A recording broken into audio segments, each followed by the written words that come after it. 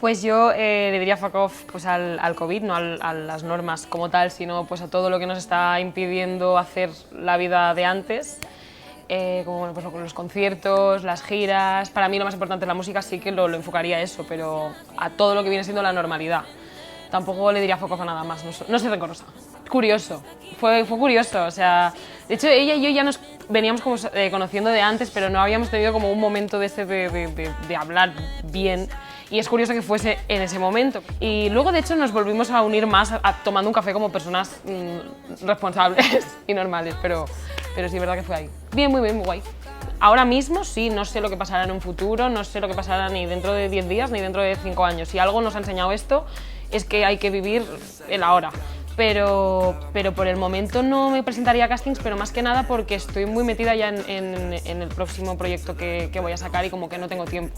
Si hubiese un casting que dijese esto me encanta, pues igual me presentaría. O sea, yo vengo de un concepto de disco como más baladero y como que la gente se debe de pensar que yo estoy llorando todo el día en mi habitación y quería como un poco demostrar que aunque mi instrumento es el piano y siempre lo va a ser y espero que nunca deje de serlo y de estar como, de ser un icono dentro de mi imaginario, me gustaría poder llevar, como lo que estoy haciendo con la tirita o fuck off, el piano a otro tipo de sonidos, que es un poco lo que me estoy demostrando a mí misma y lo que he querido hacer siempre, bueno, siempre, ahora. y eso, sí, yo creo que siempre seré la chica del piano, me gustaría. Siempre he escuchado música en inglés y nunca escribía en español porque me daba mucha vergüenza.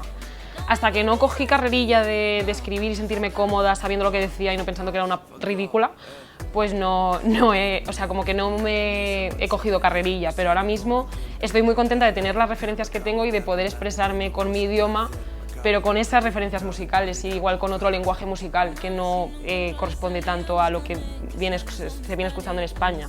No te puedo decir cuáles ni cuáles están seleccionadas, al final sé que algunas 100% y otras están ahí que no sé qué hacer, pero mínimo 13 canciones están ya preparadas, o sea, compuestas me refiero.